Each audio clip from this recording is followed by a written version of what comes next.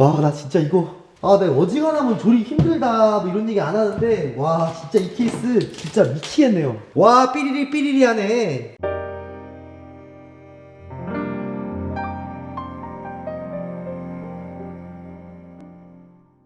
충성 안녕하십니까, 용팔훈련소의 이승규입니다. 여러분, 제가 설명을 하기 전에 먼저 대전제부터 깔고 가야 될 것 같아요. 이거는 여자와 관련된 문제인 것 같습니다. 뭐가 여자랑 관련된 문제냐, 이 스튜디오에 와서 촬영하는 내용의 40%에서 30%는 이 형의 스튜디오 사무실에 PC 세팅이라던가 뭐 이런 것들을 도와주면서 그 해결하는 방법에 대한 묘수들이라던가 견적이라던가 이걸 내면서 제가 컨텐츠를 제작했었습니다. 지금까지 중에 가장 급박하게 준비를 했고요. 두 번째로는 이 형이 지금까지보다는 가장 가성비가 있을 것을 요구했습니다. 가성비가 있을 걸 요구했다는 건 뭐다? 지인 중에 찐지인들한테 소개를 할 때 보통 효율적이고 누가 시켜도 괜찮고 이런 객관적으로 봤을 때 정말 괜찮은 분들만 좀 모아달라 라고 얘기를 한 거거든요. 그리고 무엇보다도 나가는 이 견적 자체 사이즈가 완전히 제가 볼 때는, 그러니까 이 형이 지나가는 투로 번 얘기했어요. 이거 여자들이 좋아할까? 아니 여자들은 형 컴퓨터 같은 거 별로 안 좋아해요 했다가 한 대 얻어맞을 뻔했습니다. 그래서 이 형이 몇 개의 부품들을 메인으로 제시한 다음에 이거에 맞는 것들 가져와 라고 해서 제가 급하게 공수한 부품들부터 보여드릴게요. 일단 제가 준비한 부품들은 다 찐가성비입니다.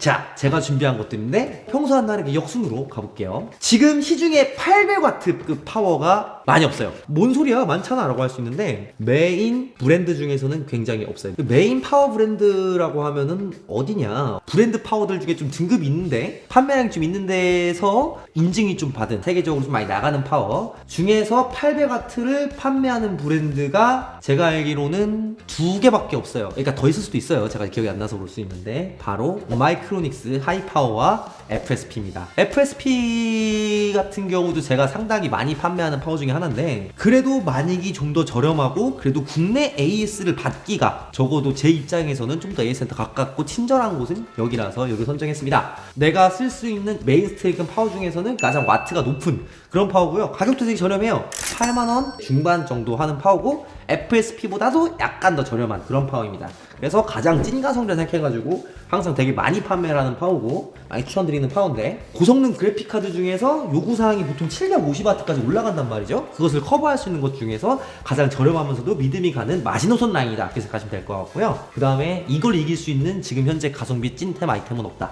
꽤 상태가 좋아 보이는 1060 3기가 모델입니다. 진짜요. 공인실도 안 풀려 있고요. 몇 년도 제품인지 모르겠어요. 몇 년 제품인지 모르겠는데 일단 먼지 같은 것도 거의 없고 상당히 거의 신동품으로 보존이 된 것 같고, 1030 3기가니까 아마 채굴에 쓰였더라고 하더라도 한 2년 전에 쓰였겠죠. 왜냐면은 최근에는 VRAM 4기가 제품들도 채굴이 안 돼요. 이더리움 채굴 말씀드리는 겁니다. 그렇기 때문에 채굴장에 끌려갔을 가능성도 굉장히 적은 그런 1060인데 이거 같은 경우에는 중고 매매가가 좀 상태 안 좋은 거 기준으로 한 23만원, 25만원, 이건 상태 좀 좋은 거라서 제가 한 28만원 정도에 구해왔던 것 같습니다. 옛날 같으면 와 저기 28만원 미쳤나봐 이럴 텐데 지금 상황에서는 상당히 가성비가 좋은 아이템이죠. 그리고 또 준비한 게 뭐냐, 짠! 잊혀졌던 그 브랜드. 요즘에는 생각보다 인기가 없어요. 생각보다 인기가 없고 유저들의 찾는 곳도 많이 줄어들었어요. 왜냐면은 이 실리콘 파워라는 브랜드가 생각보다 브랜드 파워가 있어요. 어디서 있다? 해외에서 있다.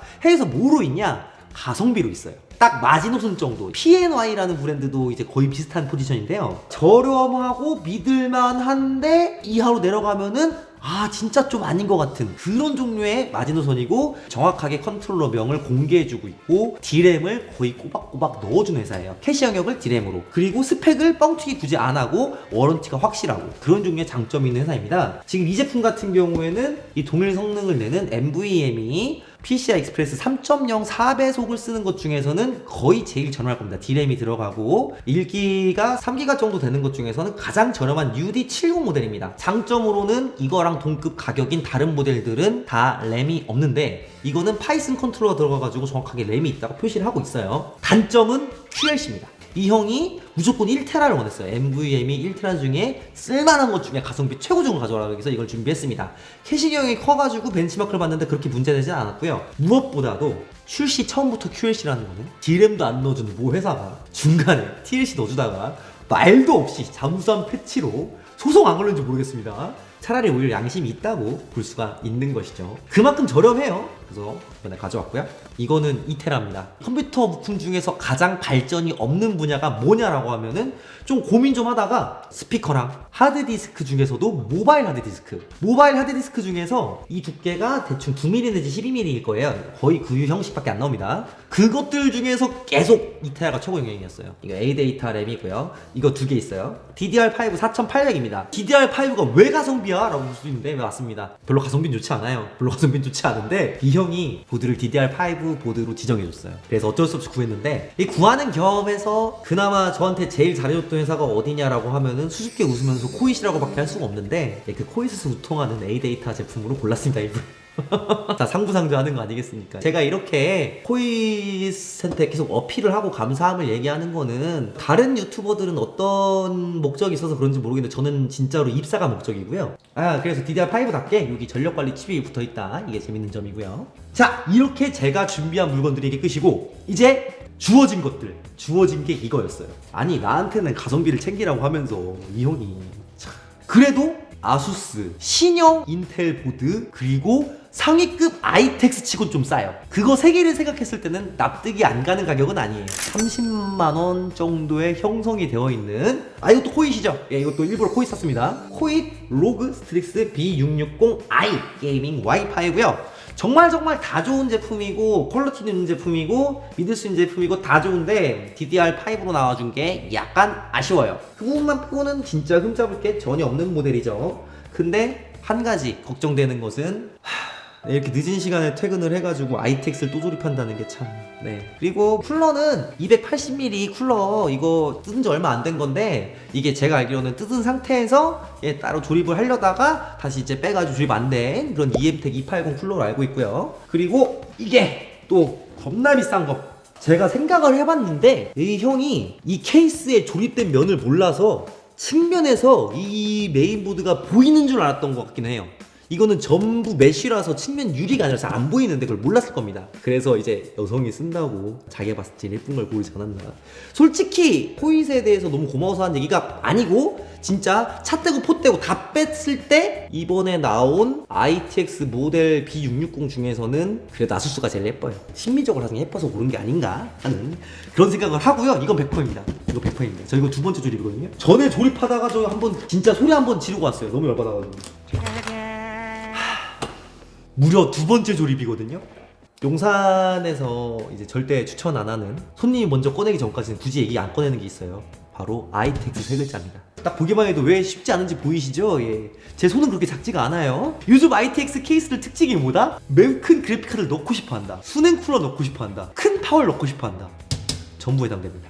그런데 그것들 중에 제일 작고 제일 잘 뚫려 있어요. 제일 모양이 잘 빠져 있어요. 환장합니다 진짜. 이거 되게 유명한 케이스입니다. 메셜리스. 전면이 메쉬, 상단이 메쉬, 측면이 각각 메쉬. 아래도 좀 메쉬예요. 후면도 조금 메쉬입니다. 각설하고 전 죽었습니다. 어떡하죠? 그래도 저번에 한번 해봤으니까 쉽게 조립할 수 있을 것 같고요. 제가 이제 이 형한테 얘기를 했거든요. 형 이걸 또 조립합니까? 이렇게 얘기했더니 이 형이 저번에는 요정이 한 거고 네가 하는 건 처음이라고. 생각해보니까 다시 기억이 막 정립이 돼가지고 막 잊었던 기억 막 떠오르면서. 자, 12,600입니다. 제가 안 골랐고요. 이 형이 골랐습니다. i5의 이름을 담고 있지만 밥 한 숟갈 더 눌러 담은 느낌이라고. 저한텐 가성비 하더니 막상 자기가 선택하니까 조금만 높일까? 이런 느낌으로 다 고른 거가 틀림없는 약간 그런 것 같아요.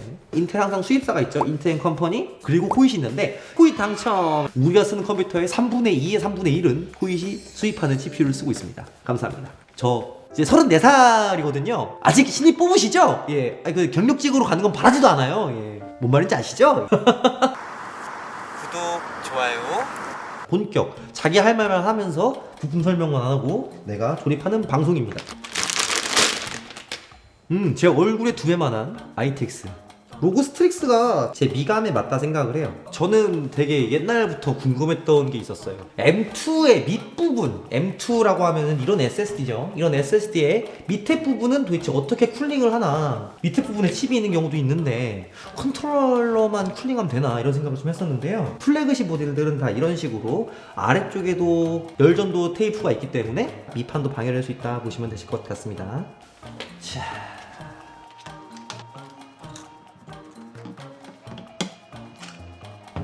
이렇게 보시게 되면은 제가 방금 돌린 게 퀵 커넥터입니다. 아수스의 고급형에는 거의 다 이걸 채용하고 있어요.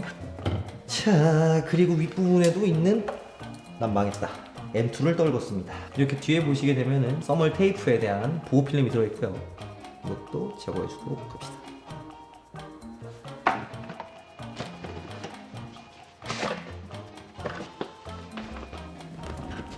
좋다.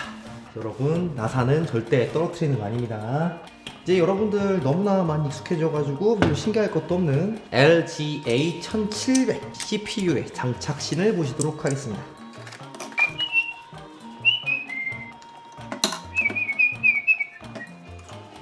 그냥 진짜 평범하게 장착이 됩니다. 별거 없어요. DDR5라고 해서 외형이 더 촘촘하지 않은 것 같아요, 볼 때. DDR4에 비해서. 이제 쿨러의 아래쪽 브라켓 또 껴줬습니다. 그럼 이제 더는 여기서 건들 게 없다고 생각할 수가 있겠지만 ITX지 않습니까? ITX에는 뭐가 있다? 이상한 액세서리들이 많다. 제가 저번에 뭔지 모르겠다고 했던 건데, 왜냐면 가려 있었으니까. 지금 보면 너무나 명확하죠, 이게 뭔지. 바로 프론트 케이블, 프론트 패널 단자들을 갖다가 좀 더 연장시켜 주는 거고요. 이게 왜 필요하냐? 이렇게 놓고 조립하면은 너무 좁아서 잘 안 보인다는 거예요. 그래서 이렇게 좀 더 연장한 상태에서 끼면은 좀 더 인간답게 낄 수 있습니다 라는 뜻에서 이걸 껴준 겁니다. 진짜 끝입니다. 약간의 완력이 필요합니다. 여기 이 네모 쪽에 꽂는 겁니다. 지금 저는 라이저 케이블을 꽂아줬고요. 이제 나사 4개로 고정할 생각입니다. 이제 뭐 넣냐? 진짜 싫어. 수냉 쿨러 넣어야죠. 매뉴얼에는 이렇게 넣게 돼 있더라고요. 그대로 한번 따라 해볼까 합니다. 근데 파워일로 들어가가지고 될라나? 이렇게 하는 게 좀 낫지 않겠어? 매뉴얼 한번 무시하고 이렇게 해보겠습니다. 이야, 이거 진짜 조립할 때마다 느끼는 건데, ITX는 3만원 받고 조립하면 약간 우울해요. 생각을 해보니까 내 월급은 똑같아요. 그래서 우울할 일 아니에요. 컴퓨터 조립을 하면서 말을 한다는 거는, 특히 이제 ITX 순행을 조립한다면서 말을 한다는 건 정말 천재거나 기계의 신이거나 조립에 집중 안 한다는 얘기입니다. 그냥 매뉴얼로 시킨 대로 해야겠습니다. 뭔 소리냐? 뒤집어 달라는 뜻이죠. 순행 호스가 너무 튀어나와서 안 되겠네요.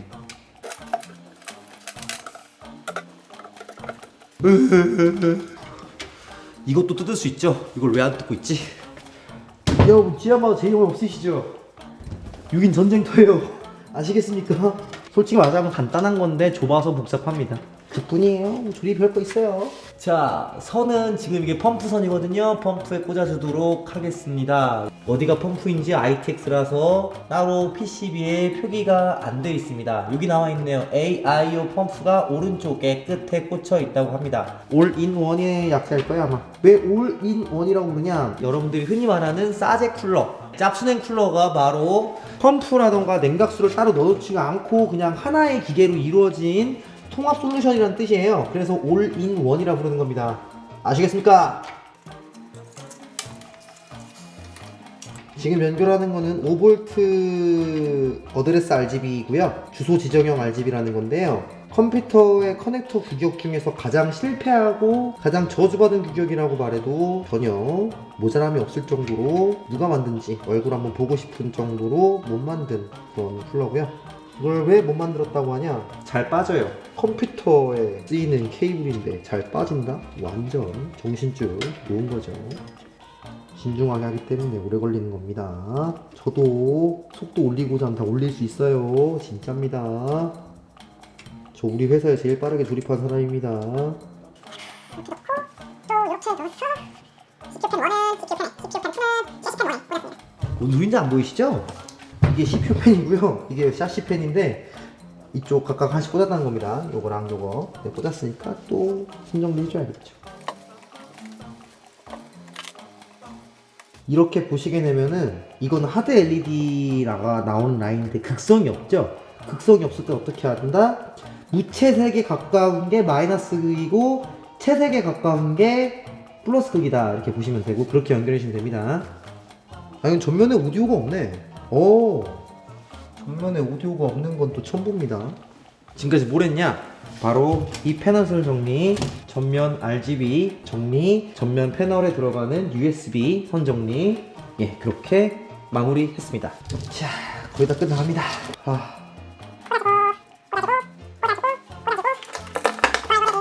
다른 케이스들은 절대 이 정도 열심히 조립하지 않습니다. 왜냐하면 다른 케이스들은 이렇게까지 조립하지 않아도 선 간섭이 없기 때문에, 여기 선 간섭이라고 한다면 뭐 팬에 선이 말려 들어가가지고 소리가 따다다다닥 날 수가 있거든요. 그런 거를 방지하는 거죠. 자, 파워를 넣는 게 순서겠죠?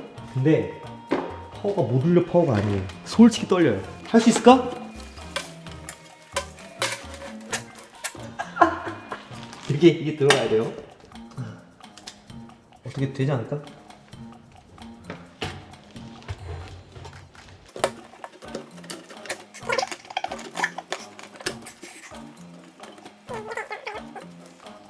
와, 이제 맨정신 조립 못하죠.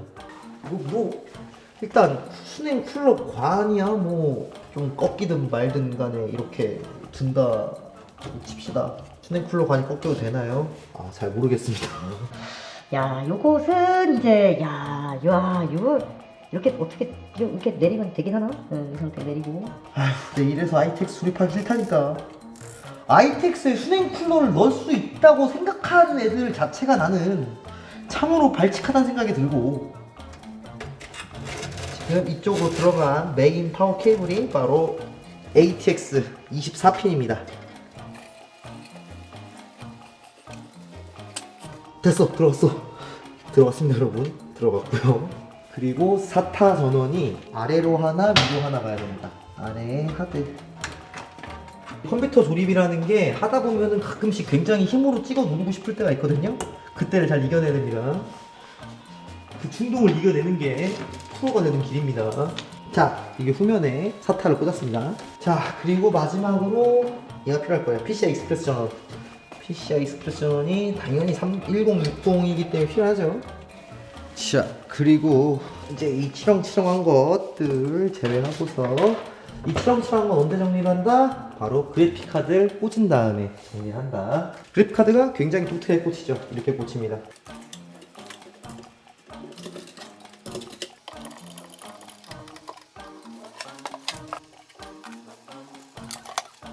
한 번도 못했던 말 울면서 할 줄은 나 몰랐던 말 나는요 오빠가 좋은 걸. 에이크, 드디어 조립이 끝났습니다. 이렇게 팬이 돌아가는데 간섭이 없다는 게 정말 대단한 거거든요. 이게 보이시죠? 제 눈 보이죠? 이쪽에 이렇게 전혀 간섭이 없습니다. 상단 조립 거의 이게 아슬아슬하게 안 들어가겠습니다. 이게 접히게. 그리고 이쪽 반대쪽 조립 환상의. 자, 그래서 여러분들 이 조립 시어머니들 이거 메쉬 조립되는 거 보셔야지 마음 편하게 주무시죠. 자, 측면서부터 짠! 여기 돌기 있죠? 돌기 있는 게 뒤쪽. 전면은 위아래 없는 것 같아요. 옆에 지금 물고 있는 고양이는 채킷이라는 고양이고요. 저 친구 하루 종일 졸다가 제가 조립 다 하려고 하니까 그때부터 시끄럽게 보는 아주 나쁜 고양이입니다. 상단 아슬아슬할 것 같지? 보면은 생각보다 신축성이 있어요. 이렇게 넣으면은 굉장히 깔끔해 보입니다. 왜냐? LED를 가리지 않기 때문이죠. 이거는 볼 것도 없죠. 무조건 됩니다. 여기에 투자한 지가 제일 깁니다. 자, 이렇게 조립이 됩니다. LED를 전혀 가리지가 않고요. 자, 얘 같은 경우에는 이렇게 좀 이상한 취향이시면 이렇게 하셔도 되는데 굳이 이렇게 할 필요 없고 약간 이렇게 뒤쪽에 매달려서 이렇게 하는 게 좀 더 이쁘지 않나. 자, 보시게 되면 이 케이스 특징 뭐냐? 비디오 그래픽 카드가 여기 아래쪽에 이렇게 있어가지고 이렇게 이쪽으로 꺾어서 나올 수가 있고 이렇게 바리 쪽으로도 나올 수가 있는 거 확인하시면 되실 것 같습니다. 진짜로 끝났습니다. 너무너무 괴롭습니다. 진짜. 와. 제가 이제 보통 ITX 조립이면은 공인비 저 5만원 받아도 될까? 이렇게 얘기를 하는데 이거는 솔직히 5만원 받아도 억울할 것 같은데 예, 오늘은 공짜로 였습니다. 그래도 이 형의 연애 사업이 잘 됐으면 좋겠어요. 왜냐면 이 형이 성격이 그렇게 부드러운 편이 아닌데 예, 그래도 좀 뭐라 그러지? 약간 생각보다 이쁘지 않나요? 난 이쁘다 생각하는데 이쪽 면이 이쁘지. 왜냐면은 이쪽 면이 그나마 ARGB가 잘 보이니까. 메쉬 케이스 특징이 뭐다? 안쪽 LED만 보인다. 보시면 되실 것 같아요. 오늘 순서는 마치도록 하겠습니다. 좋은 밤, 좋은 새벽 되시고요. 좋은 1월 되시고 모르겠습니다. 이번 년 단만 다 잘 되시길 바랍니다. 충성! 끝난 거 아니야? 내 얼굴 보지 마세요. 본체 보세요. 인텔 12세대와 함께하는 매셜리스 조립 여기까지 하도록 하겠습니다. 여러분 너무너무 감사드려요. 감사합니다. 왜용? 왜용? 일로와. 랄랄라. 한 번만 같이 진짜. 고양이랑 비교했을 때 사이즈가 이 정도예요. 마음에 안 들어?